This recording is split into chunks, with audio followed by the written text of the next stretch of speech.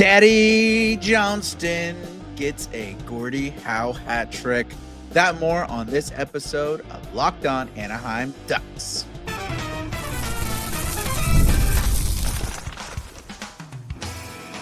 You're Locked On Ducks, your daily podcast on the Anaheim Ducks, part of the Locked On Podcast Network, your team every day.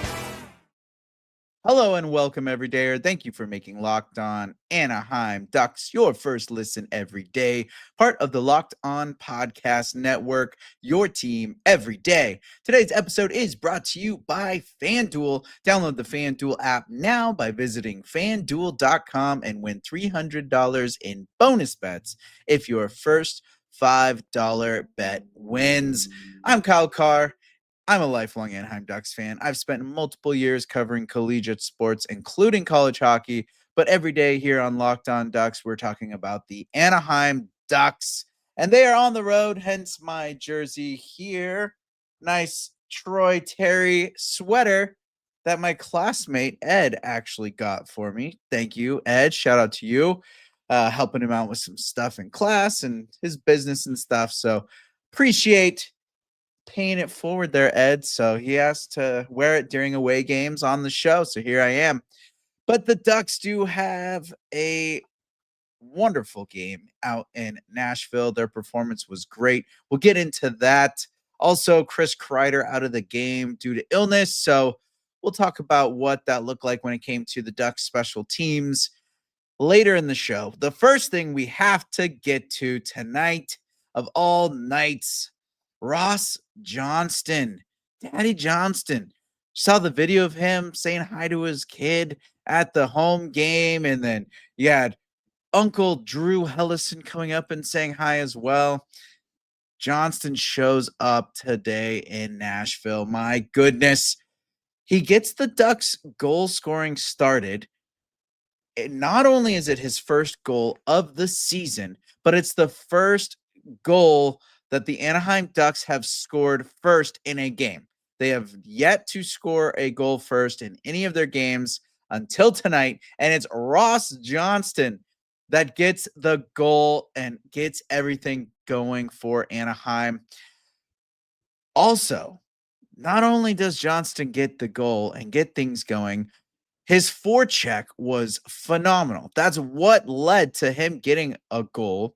But then again, his forecheck on par gets things going. He gets an assist later in the game. Then another great forechecking opportunity by Ross Johnston leads to him moving the puck over and getting another assist. Ross Johnston, 3 assists or 3 points in this game. 2 assists, 1 goal, 3 points tonight. Keep that in the back of your mind because we're going to come back to that. 3 points in tonight's game.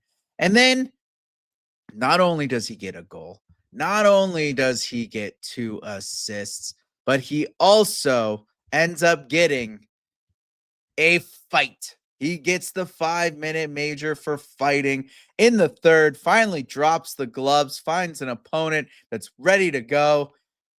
Kind of some gamemanship there by the Predators. It wasn't too chippy of a game, but towards the end there, as the game was getting a little away from the Predators, they were getting a little frustrated, but it was pretty much a, hey, let's give this guy the Gordie Howe hat trick. Of all the players, this is a guy that can get one and can drop the gloves.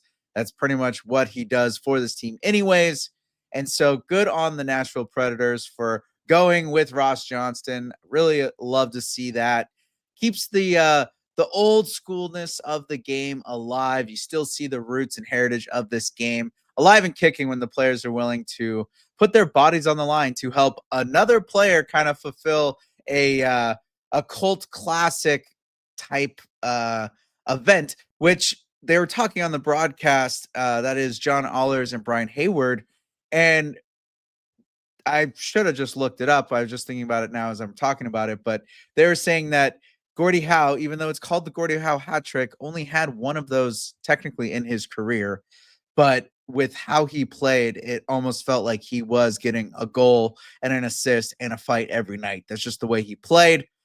So coincidentally, Ross Johnston now has more Gordie Howe hat tricks than actual Gordie Howe. Uh, but he'll love to see it. It was so fun. It was a great and exciting game. I was baffled by how Johnston played. Healthy scratched in Chicago with that weird. They did the. Oh my gosh, just drew a blank there. They did the 11-7 on the forwards and defense. And Johnston gets out. They have Ian Moore come up, play double shifts on the defense and the forwards. And I was kind of talking some smack that Ross Johnston already got ice time or that Ian Moore already got more ice time than Ross Johnston. And now he comes back after the healthy scratch. Chris Kreider's out due to illness. They totally shuffle the lines. Johnston's out there with Pelling and Sam Colangelo and ends up getting some beautiful plays off of great forechecking, a nice goal. Like, it just all came together for Ross Johnston tonight. It was the Ross Johnston show, and I just never ever would have expected something like that. And here's kind of why, like, anyone would really expect that out of Ross Johnston, because he got 3 points tonight. Remember, I said to keep that in the back of your mind. 3 points tonight it's Tuesday, Tuesday the 21st. Ross Johnston gets a goal and 2 assists, 3 points in one game. Last year, Ross Johnston in the 24-25 season, 4 points total. 2022-2023 season, how many points did Ross Johnston get total? 4 points. Johnston's highest goal count ever in his career, or goal count, point count, not even goal count, point count. His highest is 7 out of his entire NHL career. 7. And right now, if he continues at playing the way he played tonight, he's going to literally have a career year before we even get to Christmas. 2 more games of this, and he's got 2 more points than he's ever gotten in his entire career. And looking at how the Anaheim Ducks are playing right now, we'll get into the entire structure of the game and how everyone performed. But right now, with how this team looks and where things are going, it is not unimaginable to see Ross Johnston getting more than 7 points this year, and fairly quickly. I could see him popping off. Not, he's not going to go on some crazy tear, but definitely more than 7 points with how that structure is going. His goal scoring came with some great players out on the ice. And then you look at the assists that he got. He gets an assist on the Beckett Seneca goal after a beautiful forecheck, strips the puck, feeds McTavish, and then McTavish makes a beautiful pass over to Seneca. And then he's out there. He helps get an assist on the which one was it? Oh, the Troy Terry goal, I believe. Yeah, Troy Terry. He's out there, and it's him. He strips the puck on the forecheck, kicks it over to Ryan Pelling, who comes around the corner and feeds Troy Terry, who's crashing the net. And that's the bottom 6 finally took off. They were talking about that at the beginning of the broadcast as well. That is the Victory Plus broadcast. And they're saying, yeah, Coach Quenneville really wants to, get the bottom 6 scoring. That's probably something he's been talking about. They haven't really been getting any scoring going. They basically controlled the whole game. They were the top guys out there tonight. Unfortunately, Mikael Granlund still a little snake bit when it comes to himself getting goals right now. But overall, they were dominating. It made Leo and McTavish look like, easy day out there, because they were just as competitive as the third and the fourth line. It was a well spread out game. Again, I'll get more into that. But the fact that Ross Johnston comes in, has 3 points in this game, gets the goal scoring started, gets the first Ducks goal scored as the first goal of the game, and gets the Gordie Howe hat trick. And we're not even 10 games into the season. And with how the structure of this team looks, I think you're going to see a lot of players with crazy different amount of points and probably career years. I wasn't even thinking of a player like Ross Johnston having a career year because, he's not really a point getter. But right now, he is well on pace to be breaking that 7-point season in a few games. And I'm excited to watch it. If we can get Ross Johnston having the best career showing of his life, I'm all for it. So let's get into the rest of the Ducks and how they performed against Nashville right after this.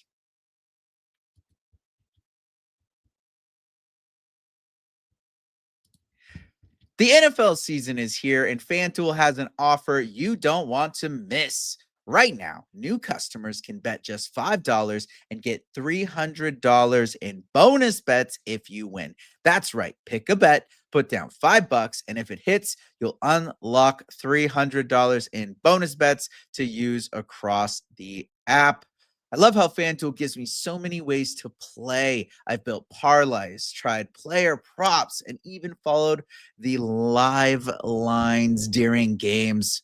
So what are you waiting for? Visit fanduel.com to download the FanDuel app today and get started.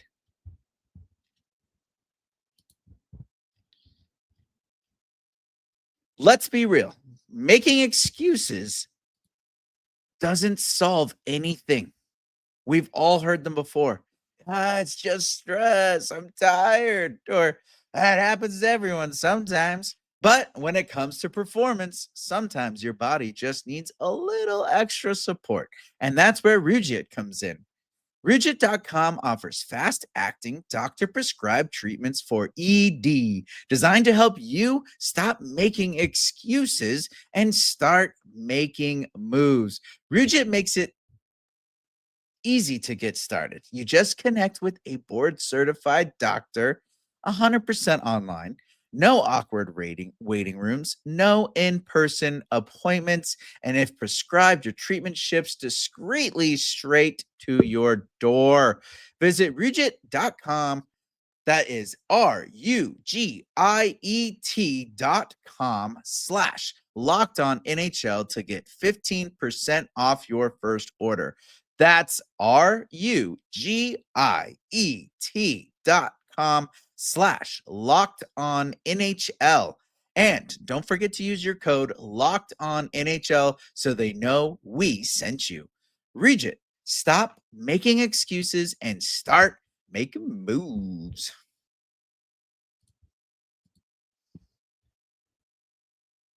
So the Ducks took on the Nashville Predators on Tuesday night, the 21st of October. And this marked the Ducks' first complete performance of the season. The only thing that could have made it better was the special teams, and we'll talk about that in the next section. But they do come away with a 5-2 win, 13 shots in the first period, 13 shots in the second period, 33 shots total in the game, 54.1% in the faceoff dot. They were owning the faceoff this game. We haven't seen 54.1% in a while in Anaheim when it comes to the faceoff. Ross Johnston, we've talked about him all show, but he led the team with 3 points. Love to see it. When Ross Johnston's leaving your team, you know you're having a good day. Usually you'd think you'd be having a bad day, but this was a great day. Cutter Gauthier gets 2 points with a goal and an assist. The goal scorers tonight were Ross Johnston, Leo Carlsson, Troy Terry, Cutter Gauthier, and the rookie Beckett Seneca gets his third professional NHL goal. He's at 4 points now, looking beautiful. Pelling finally gets his first point as an Anaheim Duck this season. He had 2 takeaways. He led the team in takeaways. He was playing extremely well on the forecheck as well. I think him and Ross Johnston kind of cause a little bit of havoc. And then you got Sam Colangelo out there, who's also not afraid to use the body, but he's quick, he's fast, he's got a wicked shot. Almost got one tonight.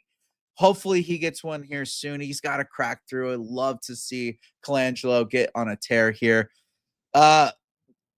Basically, the theme of the night was, well, one, the Ducks played phenomenal. Two, they finally started a game with the lead. They finally get the first goal in the game, and they did give it a quick tying goal. What they didn't have the lead for very long there. Then they finally get this lead again in the second. They get a second goal, and then we've got it was either in the second or the first, but either way, they get the second goal, get the lead back, and then Nashville quickly gets a tying goal again. Both Nashville's goals were off of some redirections. Ducks not really being strong on the puck, not really clearing the puck well, or just kind of losing those battles in the middle, not really forcing guys off the puck, kind of one-handing it and stuff. They lead to Nashville getting set up, and then nice little redirect as a guy flies by through the middle, and you got the puck in the back of the net. Not a lot, though, Stahl could have done on the two Nashville goals. But looking at the Ducks side, once they got that third goal, they never looked back. They completely took this game over, kept pushing everything that they could at Nashville. They got two more goals after that game-winning goal. They kept bringing it too, even towards the end of the game when it was 5-2 and the game's dwindling down. Ducks draw another penalty at the end of the game. There was a ton of penalties called. We'll get into that. Unfortunately, none of the goals that were scored were power play goals, but to have 5-on-5 goals is a good thing for this team. The power play was kind of dragging them through. Again, getting into that a little bit later, but what I saw out of this game, with having the lead, really starting to own it, dominate it, kind of feeling each other out and what it's like to have that cushion and have that lead, you could tell the Ducks were settling in. We saw the usual suspects for the most part get the goals tonight. Cutter, Carlsson, Seneca, who's kind of been he's a kind of a suspect now on the regular list. Troy Terry, you expect him to get some goals. He gets one in the back of the net. Pretty sure that's his first of the year.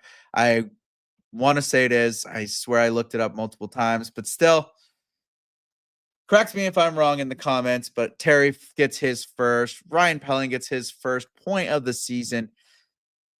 Once guys start going, the Ducks are going to be terrorizing this league. Once Mikael Granlund cracks one into the back of the net and just gets the monkey off the back and finally breaks that ice, he's going to be taking off. We saw what he did with San Jose, what he did with Texas, Dallas, whatever. Those guys over there. We've seen what he can do, and when he pops off, he starts popping off, and we're not really getting a lot out of him. Ryan Pelling finally gets his first point. He's going to start popping off. Sam Colangelo, when he finally gets one, he's going to be going off. When we get Nestorenko scoring, when we've got Johnston already here scoring, Pelling taking off, I'm pretty sure I already said him. Troy Terry, when he really starts getting into form, the Ducks are going to be having a ton of scoring. Frank Vetrano, he's a guy that still kind of needs to get going here. Strome hasn't even played a game yet. Ryan Strome still hasn't been in. Right now, he's just kicking back, drinking margaritas, enjoying the Orange County lifestyle right now, watching these boys go on a little tear and just watch them have fun. I'm sure he's wishing he was out there, but this roster's looking good. Even with Chris Kreider out, this was an exciting game. I felt like they had complete control of this game. A couple times they got hemmed in, and I kind of talked about it yesterday, how Nashville's third in offensive zone time, defensive zone time, and that they have little defensive zone time. The Ducks kind of brought it to them tonight. I felt like that was a little different story, but they do keep teams in their defensive zone. So the Nashville Predators they'll keep a team in there, but they're not really creating a lot of danger. They get you moving, but nothing really comes of it. The 2 goals that come through that happened were pretty decent setups, and the Ducks just kind of got tired, and they were there for a minute. But a lot of the rest of the game, anytime that they had long sustained time, nothing too major came through. And of course, Dostal was on fire. Dostal had 28 shots against with 26 saves and a 929 save percentage. The Ducks recorded 23 hits compared to Nashville's 16. 7 takeaways by the Ducks, only 5 for Nashville. Ducks had 13 giveaways. Nashville had 16. So the Ducks dominated this entire game. And once they get guys coming and really starting to crack open the net, and we've got all of these players starting to score that we expect to have at least some decent showing in the offensive category. And that's just the forwards. I haven't even talked about the defensemen. We're still waiting on Jackson Lacombe to really start getting going on the offensive side. He's been playing brilliant defense, but we expect him to get through.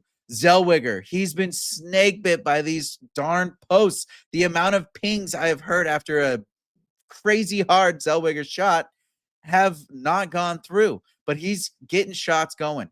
We haven't really seen much out of Mintyukov in the offensive area yet. There is a lot going. Trouba had points tonight. Things are coming together, and we'll get into the special teams next. We got to talk about that.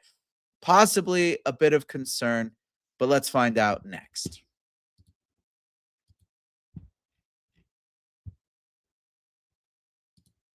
Let's be honest, most of us can't even name all our financial accounts, let alone what they're worth. Between 401ks, savings, and investments, it's easy to lose track.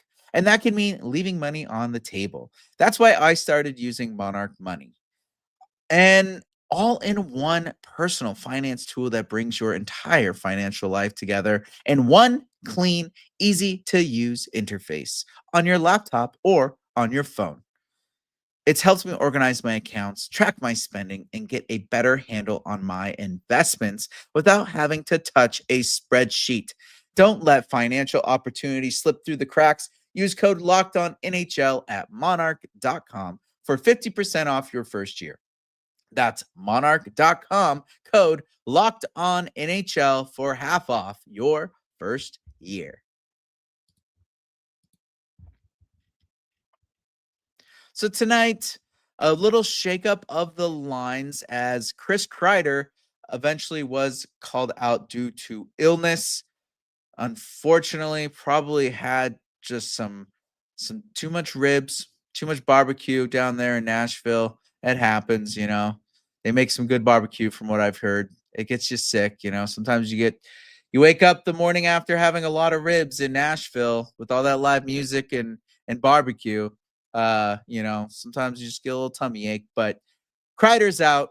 Ducks had a lot of power play opportunities in this game, and I think we did see a little bit of why Chris Kreider was brought to this team and just how much of a power play merchant this guy really is.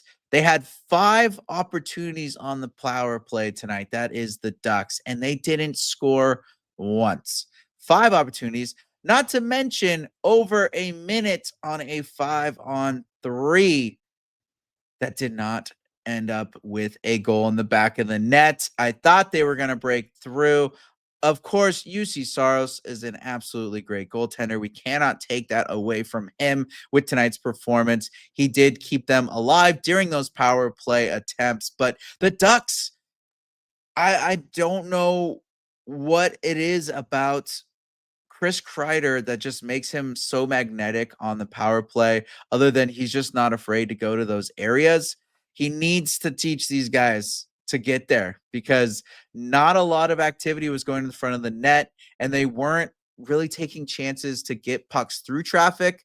It seemed like tonight they were kind of trying to make that perfect power play, pass play, kind of like last year where they're really just trying to set up that perfect play rather than making the right play and getting something through.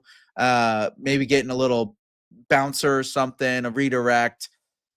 When they did have the 5-on-3, there was a couple times at first where they did try the little bumper play where you get them drawn into one side, swing it down low, and then hit that bumper guy.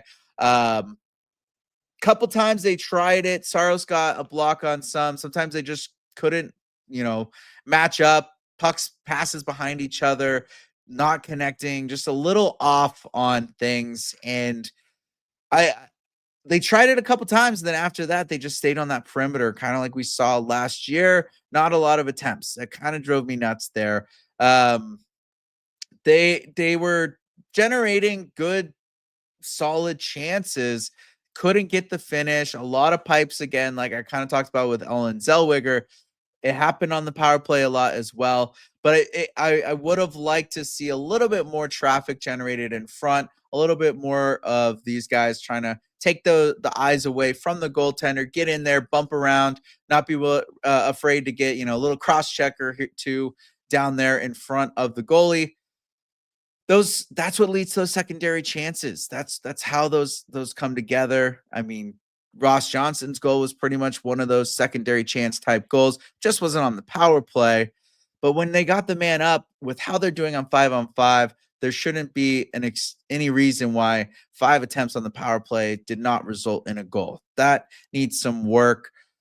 In regards to the penalty kill, they only went on the penalty kill once tonight. So we didn't really get to see anything extra there to see, if they're drastically missing someone like Kreider on the penalty kill. I thought they did very well during that one penalty. And the thing that I kind of want to transfer into, and it's in regards to special teams and penalties and just how guys are willing to, step in front of that net and willing to take that kind of beating and everything. That goes into the culture and what that culture of the team is.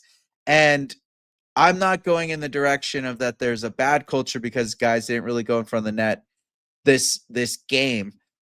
Actually going the opposite. I think it's just, you have a guy you're used to being in there that kind of knows just what he's doing, and you get used to those expectations, and tonight just didn't come together with the guys. However, you definitely can see some culture growing in this locker room. We saw glimpses of it last year. We've heard about it in the offseason. We heard that's why Chris Kreider gets called over to Anaheim and accepts the call to come and join this team, join some old teammates from New York. You hear about how much fun they're having, the willingness to work, and how Quenneville's just getting them all amped up, ready to go. Well, you're seeing that on the ice, not only in the speed that they play with, the intensity that they play with, the way they're generating offense, the way they're attacking guys on defense, but the way they're backing up each other. The culture of this team, the support that these guys have for each other, the willingness to go to war for each other that you need to have in the playoffs, that you see in these great playoff caliber teams like Florida, Edmonton, in Vegas. Those teams have this, like, we will absolutely destroy you if you mess with any of our players. And that is coming together here in Anaheim. They're getting chippy and they're getting under other teams' skins. It used to be kind of like the Ducks would start causing stuff because they're frustrated, they're behind, that nothing's going well. It's kind of the opposite now. You're seeing teams start getting, messing with the Ducks and starting to try to pull some stuff with the Ducks players because the Ducks are getting under their skin and they're getting frustrated and they're having the issues. So now the Ducks are drawing penalties. Now they're getting, some scrums brewing because they are the pests. They're all constantly in your face. They're the ones overwhelming these other teams. And not only is that happening, you're seeing them stick up for each other. You're seeing guys immediately surround the other team if they start trying to push any of the Ducks players. You saw it the other game with Dostal coming down when 3 guys are trying to attack Seneca against the Hurricanes game. You see Dostal come down because Freddie Anderson's getting in there. Dostal comes down to get in there. You see guys getting in the face of people in front of Dostal. When they start bumping Dostal, The Ducks players are freaking out, getting in their face. You saw tonight, Beckett Seneca, scary play. I straight up did not breathe for almost 5 seconds. Going through the neutral zone, knee on knee, bang up on Beckett Seneca, near knee on knee. It looked like he kind of missed it, but it looked like it was knee on knee. The way he reacted, he went immediately to grab his leg, but thankfully he gets up and skates off. He was in the game later, but very, very terrifying to see. But immediately, Mason McTavish ripping the dude up, doesn't drop the gloves, doesn't get the instigator penalty, doesn't do anything stupid, but he gets up in there, gets in the face, and says, nope, not today. You're not messing with my guy. You see, Ross Johnston, he gets in his little battle there, gets that Gordie Howe hat trick with a little bit left of the third period. And then immediately after that, you see Frank Vetrano dropping the gloves and just barreling down some guy, getting in it. I still don't even remember who the fight was, because all of a sudden it cuts to, because you see a ref go down. All of a sudden the camera cuts to, and there's just a guy with his jersey flying and his pads falling off, and Vetrano's just pin him to the ground. These Anaheim Ducks right now are aggressive in the right ways. They are fast in the right ways. They are scoring. They are fun to watch. They are buzzing out there, and they just got to carry this energy forward in the rest of this road trip.